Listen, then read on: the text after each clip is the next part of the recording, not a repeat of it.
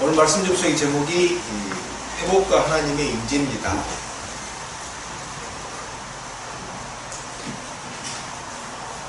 중요한 것은 우리가 회복돼야 될 존재라는 겁니다. 인간에 대한 이해에서 갈리는 부분이 바로 이 점입니다. 그러니까 인간이 그냥 우연하게 내던져지들어 태어났다. 그냥 뭐 어떻게 필연이 있는 게 아니고 어떻게 하다 보니까 태어났다. 이렇게 이제 이해하는 사람들이 철학자들이 있습니다. 그럴 경우에는 인간이 굳이 회복할 필요가 없어요. 왜? 그냥 우연히 태어난 건데 어떤 특별한 목적이 있을 리가 없기 때문에 순간순간 자기가 자기의 의지를 가지고 어떤 걸 선택하고 어떤 걸 결정하고 이렇게 살아가다가 자기에게 주어진 시간을 채우고 그냥 끝내면 됩니다. 근데 그렇지 않고 인간이 어떤 목적을 가지고 태어났어요. 자기가 알지 못하는 하나님이 어떤 인간에게 하나님의 형상을 부여하셔가지고 인간이 하나님이 주신 어떤 목적을 가지고 태어났을 경우에는 중요한 게 어떻게 됩니까? 그 목적을 이루기 위해서, 그 목적을 완수하기 위해서 해야 되는 일 중에 하나가 뭡니까? 바로 회복입니다. 그래서 왜 젊은 날부터 신앙생활 하는 게 중요하냐? 인간이 목적을 가지고 태어났기 때문에 젊은 날부터 신앙생활 하는 게 중요합니다. 만약에 목적을 가지고 태어나지 않았다면은, 그죠? 우연하게 태어났다면, 실존주의 철학자들이 이야기하는 것처럼 그냥 내던져진 존재로 태어났다면, 젊은 날에 신앙을 갖는 게 오히려 마이너스가 됩니다. 왜 마이너스가 됩니까? 자기가 해볼 수 있는 경험 다 해보고, 별의별 짓 다 해보고 나서, 이제 뭐, 해볼 거 다 해봤으니까, 마지막으로 종교 한번 믿어볼까, 뭐 신앙 한번 가져볼까, 이렇게 해도 충분하거든요. 그렇기 때문에, 오히려, 실존주의적인 시각으로 바라보면은 젊은 나이에 신앙생활하는 게 인생에 별로 도움이 안 돼요. 안 하는 게 나아요, 차라리. 할 수 있는 온갖 경험들은 다 해보는 게 나아요. 그런데 그렇지 않고 인간 하나님께서 어떤 목적을 가지고 만드셨다라는 창조적인 시각, 창조론적인 시각에서 바라보면은 내가 태어나고 내가 걸어가고 내가 이 생을 하나님 앞에까지 이끌어가는 동안에 해야 될 일이 있어요. 완수해야 될 일이 있어요. 이루어야 되는 일이 있어요. 그래서 더 중요한 건 뭡니까? 바로 빨리 신앙을 얻고서 내가 하나님 앞에 가면 어디까지 가야 된다라는 그 기간 동안 어차피 채워야 되니까, 어차피 이루어가야 되니까 그걸 갖다가 빨리 젊었을 때부터 준비해 나가는 게 낫지, 안 그러고 나중에 늙은 만경이지 아니면 시간 다 지난 뒤에 그걸 하게 되면 뭐가 됩니까? 마치 벼락 공부하는 거하고 똑같아져요. 그 벼락 공부 특징이 뭡니까? 자기 실력이 아니거든요. 다 까먹어버려요. 이게 실력이 내 안에 내재가 돼 있어야지 천천히 여유를 가지고 뭘 진행을 할 때 하는데, 갑자기 벼락 공부 그냥 하룻밤새 뭐 해가지고 시험은 봤는데 하나도 기억 못하면 그건 자기 실력이 아닙니다. 그래서 성경은 젊었을 때부터 시편 119번에 나온 것처럼 젊었을 때부터 하나님의 말씀을 자기 마음에 두고서 인생을 꾸려가라라고 이야기를 합니다. 왜 그러냐? 바로 창조의 이유가 있기 때문에 그렇습니다. 인간이라는 존재가 창조된 존재고 하나님이 어떤 의미를 부여하고 뜻을 부여해서 태어난 존재이기 때문에 그걸 이루어야 될 부분이 있어요. 그까지 가야 되는 지점이 있어요. 그래서 그까지 가야 되기 때문에 이왕이면은 젊었을 때부터 신앙생활하는 게 나아요. 자, 근데 중요한 건 회복이 그럼 과연 뭐냐라는 겁니다. 회복이라는 건 뭡니까? 다른 말로 하면은 회복이 포함되는 게 뭡니까? 창조 목적이라는 게 과연 뭐냐? 우리가 하나님 앞에 가야 되는 곳까지 가는 게 회복이고 창조 목적입니다. 근데 이게 창조 목적이 하나님이 처음부터 그냥 태어날 때부터 야, 너는 나중에 뭐하고 이걸 다 가르쳐 주시냐? 안 가르쳐 주세요. 저도 제가 목사가 돼야 된다라는 걸 언제 가르쳐 주셨냐면은 신학대학원 졸업하고 나서예요. 신학대학원 갔을 때 저는 어떻게 주장했느냐? 교수들한테 저는 신학교 졸업하자마자 곧바로 그 문학을 하기 위해서 다시 기독교 문학, 핑계가 이제 기독교 문학인데 하기 위해서 다시 국문과로 갈 거다. 그래서 3년 동안만 배우고 다시 가서 이제 뭐 할 거다 해서 그때 실제로 그 도올 김용호 씨가 운영하는 도올서원에도 합격했었어요. 합격하고 이제 거기 가겠다고 이제 논술선생으로 빠져보겠다고 했는데 없어져 버렸거든요. 그게 딱 제가 마지막으로 합격한 사람인데 절대 기수가 없어져 버렸어요. 근데 그 뒤부터 절대 열리지가 않아요. 도올서원이. 그때 만약에 갔으면 또 뭐 제가 어떻게 되는지 모르죠. 저도 몰라요. 사실 그 양반이 아무튼 사람을 웬만하게 뽑지도 않고 아무튼 깐깐하게 자기 속에서 다 본인이 직접 다 확인해가지고 이렇게 뽑는 건데, 뭐 등록금까지 냈는데 다시 등록금 안 한다고 반납해주기를 권리주길래 받긴 받았는데요. 그래서 신학대학원을 다니는 동안에도 제가 목사가 돼야 된다고 생각을 못했어요. 안 했어요. 그러니까 제가 신학대학원을 35인가 6살에 갔으니까 40살이 되기 전까지 제가 목사가 돼야 된다고 생각을 안 한 거예요.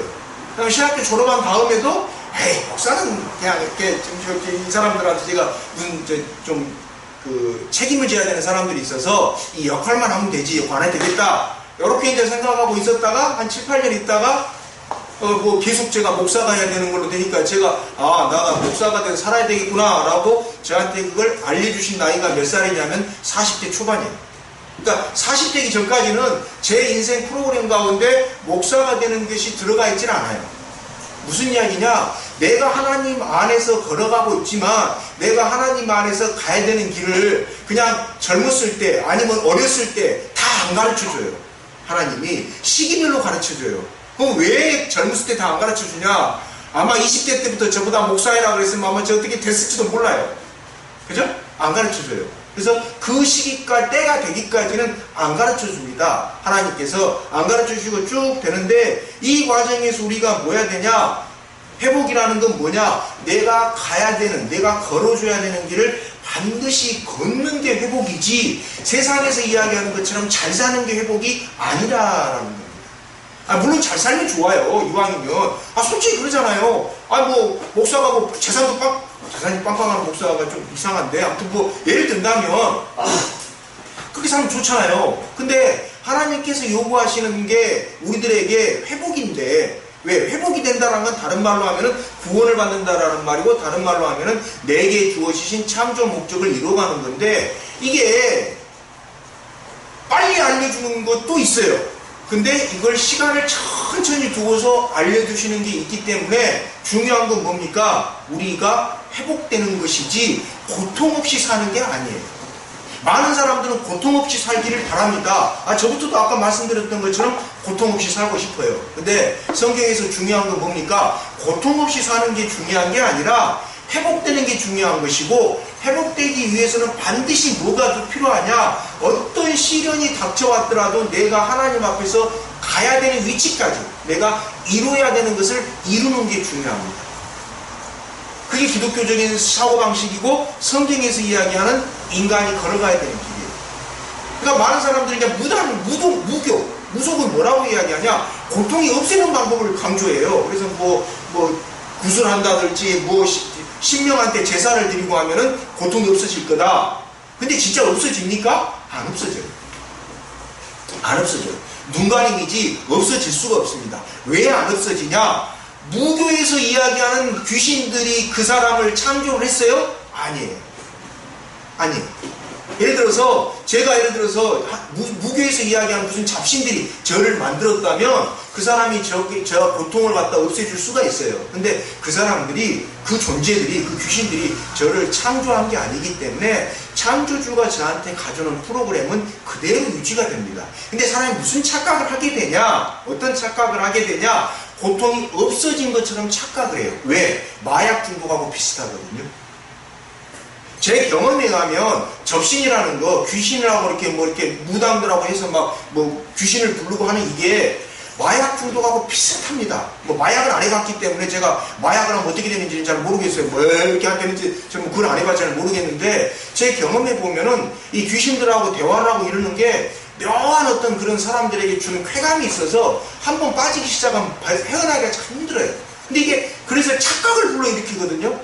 보통 한 분에 보통 한 1,000만 원 한다 그러더라고요. 구두를 한 번 할 때 좀 깎아줘서는 500이라고 하는데 그럼 1,000만 원 주고 구두를 하고 나면은 뭐가 굉장히 달라진 것처럼 착각이 들어요.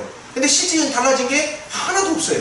그게 연장이 됐다가 다음날 예를 들어서 한 3년 정도 안 나타났다가 3년 후에 한꺼번에 우르르 나타나는 것이지 실제로 없어지지가 않아요. 없어지지가 않는데 없어졌다고 착각하거든요. 그래서 제가 무슨 말씀 드리려고 하냐면 오늘 말씀 접속의 대목이 뭡니까? 회복과 하나님의 임재입니다.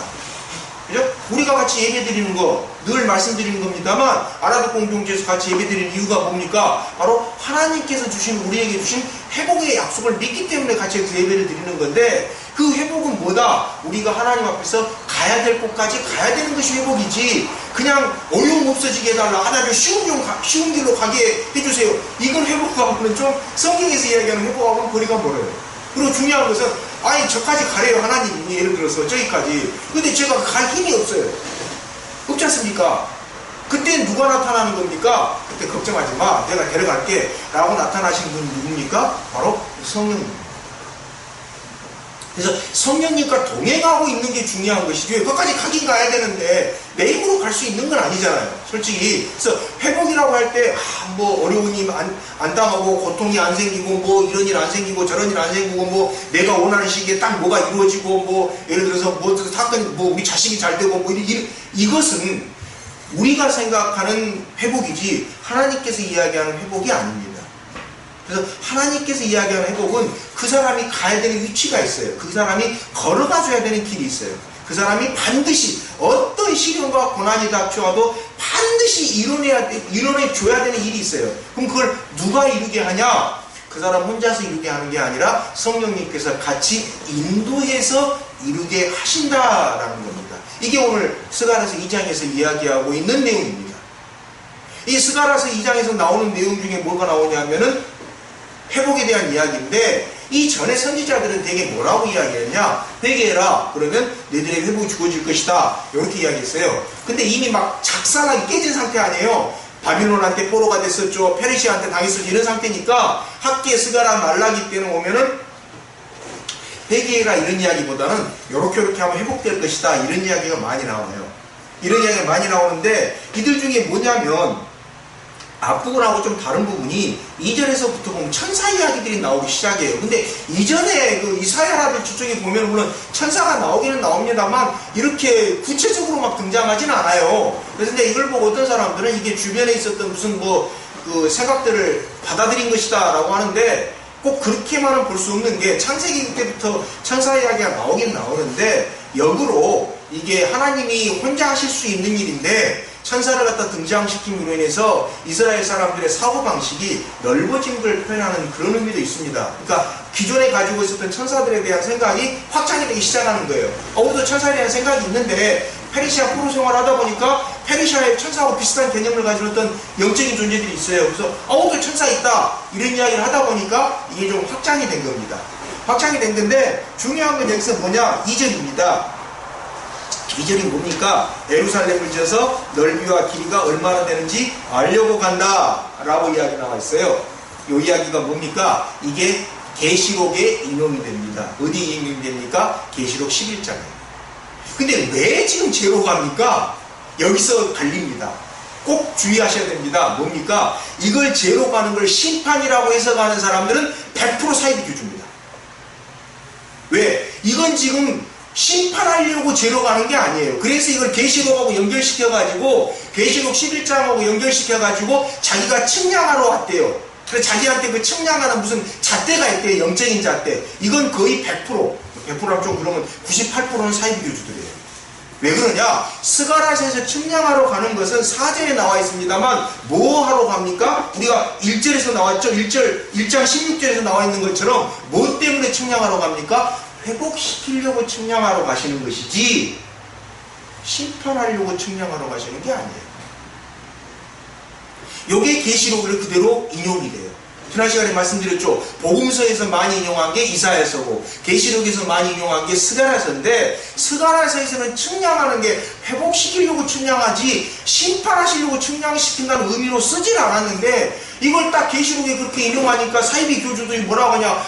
내가 측량하는 잣대를 받았대요. 그래서 뭐 딱 먼저 성전 앞마당을 측량해야 되기 때문에 교회 다니는 사람들을 자기가 심판하러 왔대요.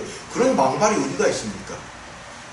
그래서 주의해야 됩니다. 뭘 주의하냐? 2절에 나온 이야기하고 4절에 나온 이야기를 우리가 신앙생활 하다가 오해를 할 때가 있어요. 어떤 오해입니까? 하나님이 측량하러 오신대. 이러면 겁부터 딱 뭐예요? 나 이제 죽었구나. 근데 죽었구나가 아니고요. 왜 측량하러 오시는 거예요? 회복시키는 거예요. 그러니까 예를 들어서 다른 말로 하면은 하나님께서 갑자기 뭐 저를 부르시면서 너 목사 한번 해봐. 그때 이제 저는 초기에 뭐라고 생각했어요? 와, 나 인생 완전히 끝났다. 내 주제에 무슨 목사까지 해야 되냐. 나 저기 빨리 정리하고 가서 학원 강사하려고 그때 그 박모라고 이제 아는 분이 있었거든요. 영어 유타 강사. 그 양반하고 같이 이제 학원 하겠다고 다 준비해놓고 이제 하고 있는데 완전히 그 양반한테 약속 못 지키는 바람에 제가 형님 했는데 완전히 실없는 사람이 돼버린 거예요. 제가 그 교대에다 뭐 사무실 이렇게 건물 얻어놓고. 야, 이건 완전히 내 인생 완전히 내가 어떻게 실없는 사람까지 다 되냐. 뭐 이렇게 됐는데 그게 뭡니까?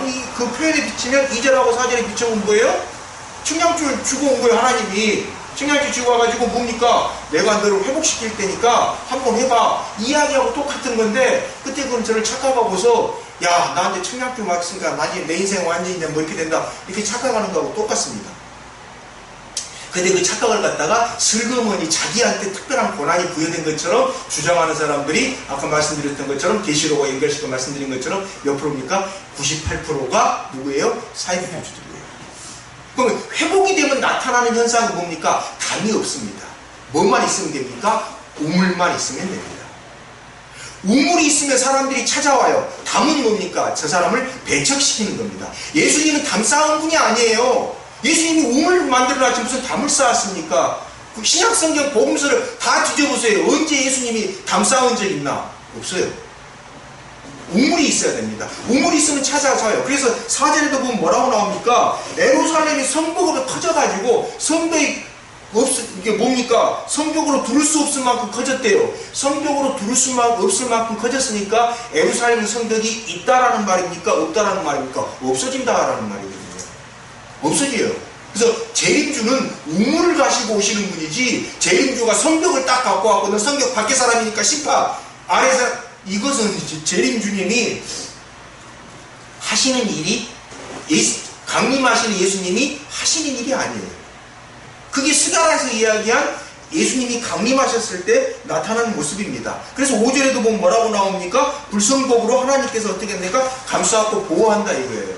이게 구약 성경에서 이스라엘 사람들에서 하나님하고 언약을 맺을 때는 꼭 불을 갖다가 많이 이야기를 했었습니다. 왜 그랬냐? 그쪽 지형적인 특징이에요. 불을 영원한 거라고 생각했기 때문에 하나님하고 언약은 물이 아니라 불이에요. 근데 동양은 어떻게 봅니까? 노자에 나온 것처럼 상선약수라고 해가지고 최고에서는 물과 똑같다 이렇게 물로 표현하거든요. 근데 이쪽은 물로 표현 안 해요. 왜? 중동이 물이 있습니까? 물 별로 없어요. 그래서 이쪽은 하나님하고 관계를 표현할 때는 꼭 뭘로 표현합니까? 불로 많이 표현했어요. 그래서 5절에 나와 있는 것처럼 불로 하겠다 이게 맞겠다 이게. 근데 실제로 이런 도시가 있었습니다. 어디냐? 이란이라는 나라가 팔레비 왕조 때 이란이라는 나라로 이름이 바뀌었는데 그 전에는 페르시아였어요. 이란이. 근데 페르시아가 믿었던 게 뭡니까? 조로아스터교입니다. 조로아스터교는 중국에서 뭐라고 번역했냐면 배화교로 번역했어요. 그래서 배화교라고 번역한 것처럼 불을 숭배했는데 이 사람들이 만드는 그 파사르가데라는 도시가 있어요. 파사르가데라는 도시는 성벽이 없어요. 그 뭐가 있냐? 성벽 주변에다가 자기들이 믿는 그 아우라 마즈다라는 신이 자기들을 보호해 줄 거라 해가지고 전부 다 신성한 불을 피워놓는 그런 이것만 있었어요. 그만큼 자신이 있었던 겁니다. 아우라 마즈다가 우리를 완전히 보여줄 거다. 그래서 성벽도 없이 도시 주변에다 쭉 둘러서 이제 신성한 불을 켜놓고 믿음도 대단합니다. 그죠? 이와 비슷한 모습을 지금 스가랴가 이야기를 하면서 다시 말해서 스가랴는 뭐라고 이야기합니까? 이상한 소리 하지 마. 진짜 불은 누구야? 하나님이야. 이렇게 이야기하는 겁니다. 진짜 불은 하나님이니까 예루살렘에 어설프게 성벽 지으려고 하지 말고 성벽을 지을 수 좀 넓어졌는데 뭘 자꾸 성벽을 만들려고 해. 하나님께서 보호하시니까 우물만 가지고 있어. 이렇게 지금 이야기 나오는 게 5절까지 이야기입니다. 그래서 6절에 뭐라고 합니까? 바빌론부터 도망 나와라. 이게 빨리 나와라. 왜 바빌론부터 나와라는 말이 나옵니까? 이때 당시에 페르시아가 이제 하면서 돌려보냈다 했지 않습니까? 가도 좋다. 근데 몇 사람이나 왔을 것 같아요? 많이 안 왔습니다. 왜? 거기서 산지 물가가 한 70년 가까이 되는데 50년이 넘어가는데 이미 한 세대 다 죽었어요. 이미 거기서 다 뿌리를 내렸는데 뭘 다시 또 돌아가요. 이미 거기서 뿌리를 내렸는데 안 가려고 하는 거예요 지금. 이미 여기서 몇십 년째 뿌리를 내리고 우리 아버지 때 이미 나는 여기서 태어나가지고 페르시아 때라고 여기서 벌써 몇 년을 30년을 살고 있는데 어디 다시 또 유다가 돌아가나 이거예요. 저 착박한 땅에. 페르시아가 훨씬 어떻습니까? 풍부했잖아요. 오늘날도 보세요. 이란이 토지가 더 비옥합니까? 지금 이스라엘이 더 비옥합니까? 이란이 더 비옥하죠. 그죠? 땅 자체가 농작물 하고 이런 걸 예루살렘, 이스라엘 굉장히 척박합니다. 이란에 비해서. 그죠? 가라고 하는데 가고 싶은 마음 들겠습니까? 안 들죠. 그러니까 뭐라고 합니까? 돌아가라 이거예요. 북쪽 땅 돌아가라. 7절에 나와 있죠. 바빌론에서 있는 시돈 백성들아 어디로 가라? 거기서 빠져나와라. 돌아가라. 돌아가면서 뭐라고 합니까? 8절에게 주신 약속은, 이 약속은 누구에게 주신 약속입니까? 예루살렘으로 돌아가는 사람들한테 이걸 보장해 주겠다 이거예요. 어떤 보장입니까? 8절 끝에 보면 뭐라고 했습니까? 너희를 손대는 자는 곧 하나님의 뭘 손댄다고 합니까? 눈을 손대는 거하고 똑같다 이렇게. 고대 시대의 눈이라는 것은 무엇입니까? 신체 중에서도 굉장히 어떤 신체입니까? 민감한 부위고 또 함부로 손대기 힘든 부위입니다.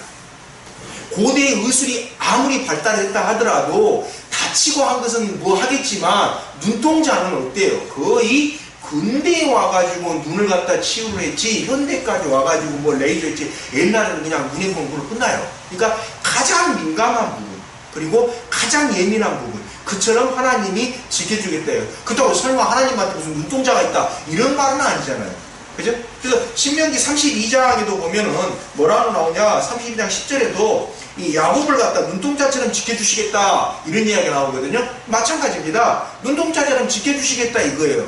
누구에 한해서? 돌아오는 사람들에 한해서. 그런데 돌아가는 사람들은 그럼 뭘 믿고 돌아가는 겁니까?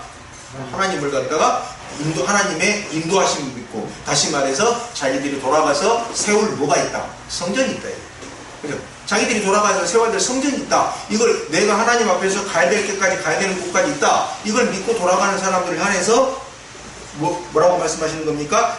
너희들의 손대는 자를 주님의 눈동자를 건드린 자들이기 때문에 구절이 어떻게 나옵니까? 내가 손들어 그들을 치면서 도락질 당하게 하겠다. 이렇게 이제 약속을 주시는 겁니다.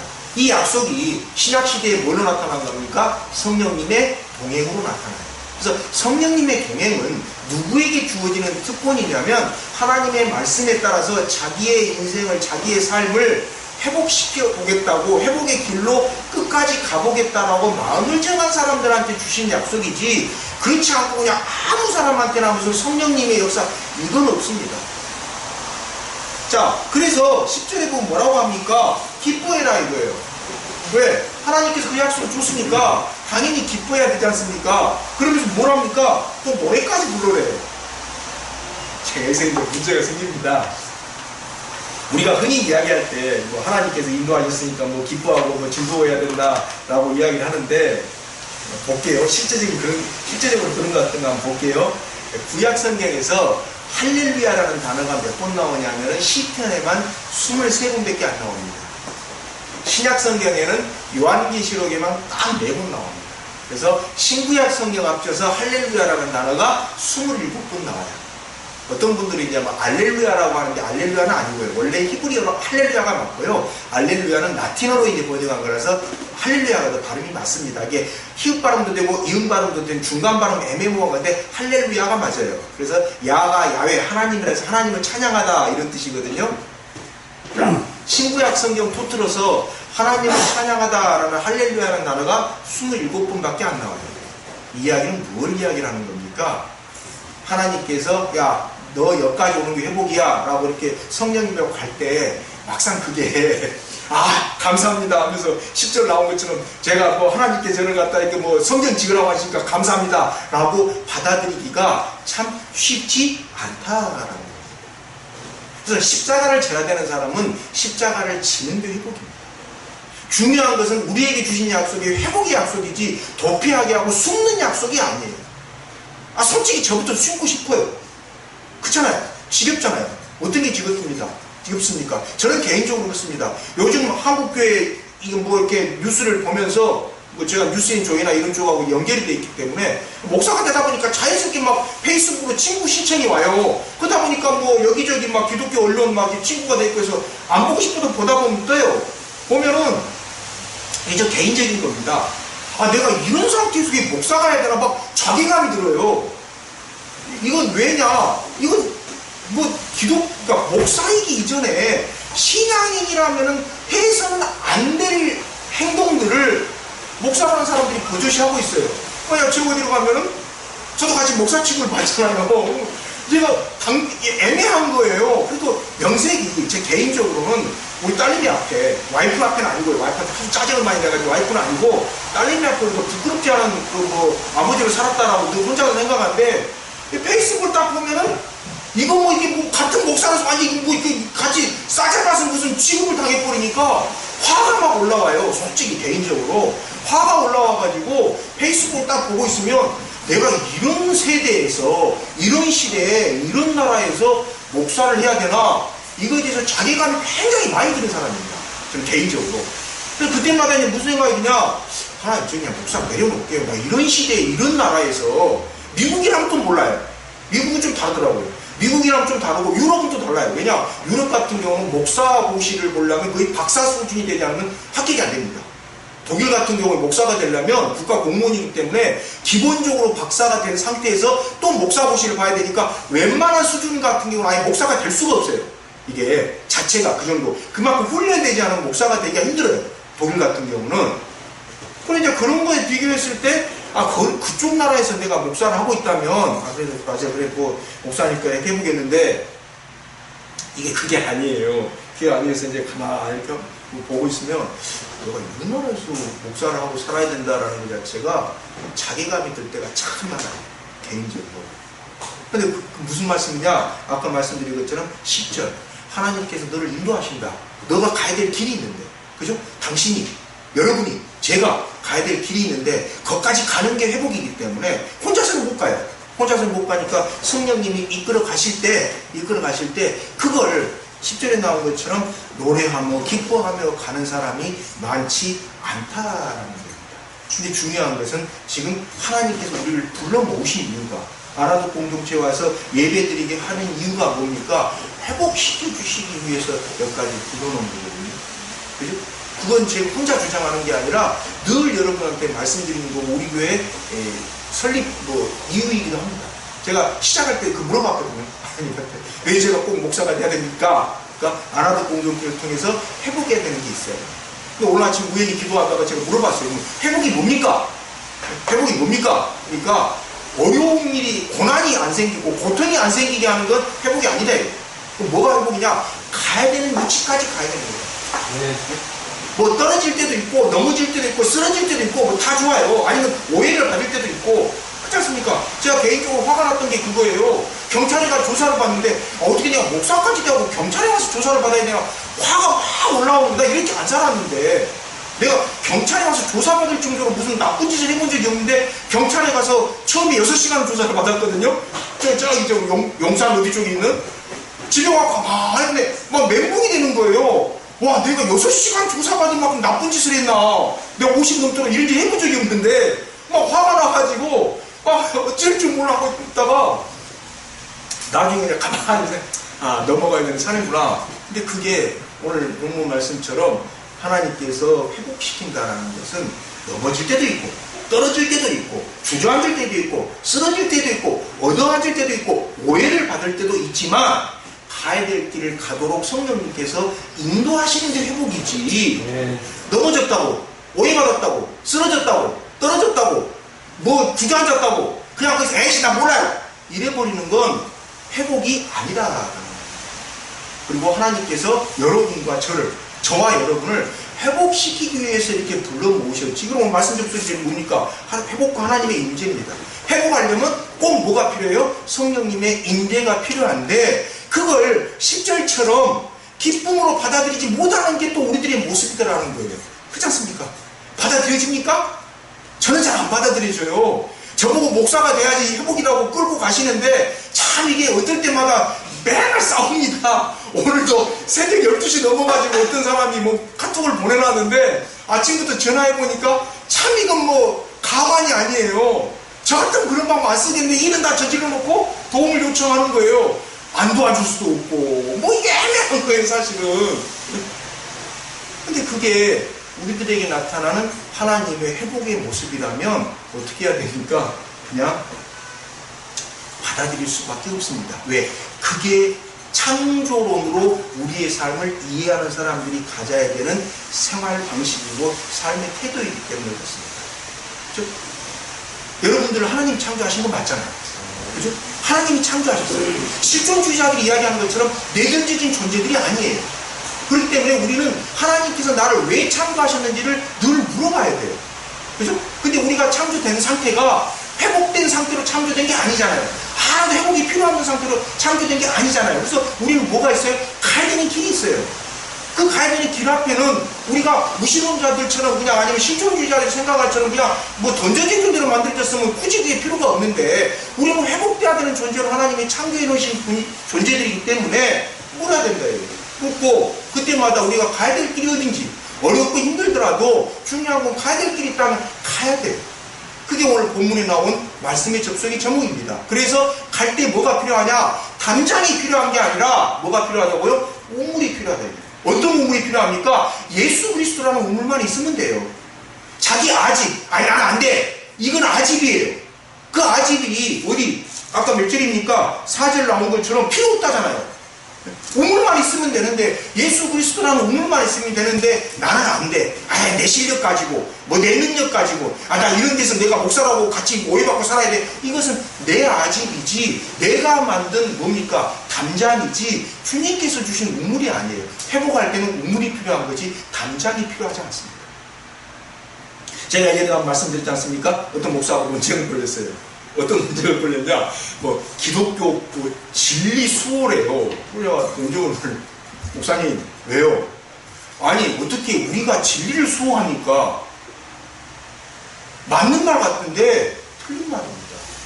진리가 우리를 보호해 주는 것이지 복음이 우리를 보호해 주는 것이지 우리가 복음을 보호합니까? 우리가 복음을 지킵니까? 우리가 주의를 지킵니까? 아니죠. 주일이 우리를 지키는 것이 우리가 주의를 지키는 게 아니에요. 우리는 복음 앞에 순종만이 필요한 것이지 이게 복음이다 이게 복음이 아니다 이거 엉뚱하게 판별해가지고 엊그저께도 어떤 분하고 무슨 뭐 삼부설 때문에 제가 논쟁을 좀 벌였습니다만 아니 말이 안 통해요.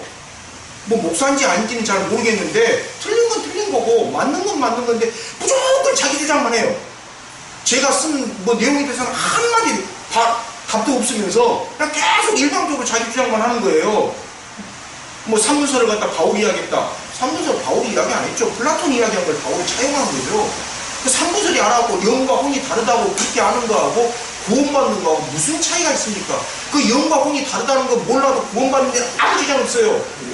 괜히 그거 하다가 이달 사이드에 빠져가지고 뭐 혼이 뭐 어떻고 영이 어떻게 쏠린 사람들이 한두 명입니까? 그래서 이야기를 하면 논쟁이들끼리 이제 또 사명이 아니라 어떻게 하나님이 돼가지고 맨날 이렇게 그 사이비 이단하고만 싸워야 되는데 또 목사들하고까지 논쟁을 하는 거 이상한 상황이 그렇게 됐는데 그 모습이 전혀 안 맞아요. 그래서 결론이 뭡니까? 13절 보십시오. 육체를 지닌 모든 사람은 주님 앞에서 잠잠하라 해요. 왜? 답이 필요 없으니까 뭔 말 있으면 돼요. 예수 그리스도라는 우물만 있으면 되는데 쓸데없이 답 만들지 말아야 돼요. 안 된다고 미리 포기하지 말고 오해받는다고 주저하지 말고 저한테 하는 이야기입니다. 사실 새벽부터 좀 우울했거든요. 안 도와줄 수도 없고 도와줄 수밖에 없는데 일은 저질러 놓고 전화해가지고 12시 넘어서 이거 어떻게 해야 되냐 이거예요. 야, 참 답답하더라고요. 답답한데 어쩔 수 없지 않습니까? 목사가 안 도와줄 수도 없고 일은 자기들이 다 해놓고 이제 와서 막 쉽게 좀 속된 표현으로 똥줄 타니까 막 전화 12시에 막 해가지고 뭐 새벽 일어나자면 전화 달라고 하는데 참 앞에서 엉뚱하게 또 죄송합니다. 아침부터 뭐 사람한테 막 짜증을 내다가 내가 왜 이런 일에 꼭 휘말려야 되나 이 생각이 들어가지고 어이가 없더라고요. 근데 13절 말씀이 바로 저에게 주신 답입니다. 모든 육체를 지닌 사람들은 어디요? 하나님 앞에서 잠잠하라 해요. 왜? 하나님께서 그 거룩한 처소에서 일어나셨다. 뭘로? 우물로. 담장으로 일어난 게 아니라 우물을 만들어서 일어나셨으니까 그래서 나온 것이 뭡니까? 14절에 보면 어떻게 됩니까? 이방 백성들을 그의 백성이라 부른다 이거예요. 구약 성경에서 다른 나라 사람들을 그의 백성, 하나님의 백성이라고 부른 곳은 딱 두 곳밖에 안 나옵니다. 어디입니까? 여기하고 이사야서 19장 25절 두 곳에 나와요. 그래서 예전에 말씀드렸던 것처럼 스가랴가 이 앞에 있었던 선지자들하고 전혀 상관없는 이야기를 한 게 아니고 어떻게 한 겁니까? 선지자들하고 연결되는 이야기를 했습니다. 그래서 이사야에 나왔던 그 이상을 스가랴가 이야기한 거예요. 그때는 이방 사람들마저도 하나님께서 내 백성이다라고 부를 거다 이래요. 그리고 이게 실현된 게 언제입니까? 바로 예수님입니다. 실제로 바울이 예수님으로 해서 바울이 나왔지 바울로 인해서 예수님이 나온 게 아니잖아요. 예수님이 바울로 인해서 예수님이 예수님으로 해서 바울이 나왔는데 바울이 이방 사람들한테 전도하면서 요구한 게 뭡니까? 뭐 네 가지가 있어요. 음행하지 말고 뭐 피채 먹지 말고, 그죠? 근데 바울은 뭐 피채 먹었습니까? 안 먹었습니까? 먹었거든요.